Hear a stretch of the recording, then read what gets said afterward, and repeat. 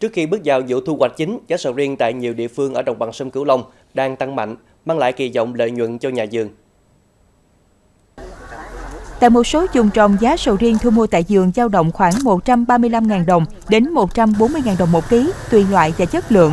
Theo các thương lái, nguồn cung sầu riêng hiện khá hạn chế do chưa vào chính vụ, trong khi nhu cầu thu mua phục vụ xuất khẩu vẫn duy trì ổn định. Sự chênh lệch giữa cung và cầu đã đẩy giá sầu riêng tăng cao trong thời gian gần đây. Nhiều nhà vườn cho biết, mức giá hiện tại giúp bà con kỳ vọng đạt lợi nhuận khá nếu sản lượng và chất lượng trái đảm bảo. Tuy nhiên, không phải vườn nào cũng có nhiều trái để bán, vì một số diện tích chưa tới thời điểm thu hoạch hoặc bị ảnh hưởng bởi thời tiết trong thời gian qua. Bên cạnh đó, các doanh nghiệp thu mua và xuất khẩu cũng đang tích cực tìm nguồn hàng nhằm đảm bảo đơn hàng đã ký với đối tác nước ngoài. Điều này càng khiến thị trường sầu riêng thêm sôi động, dù sản lượng chưa bước vào giai đoạn cao điểm.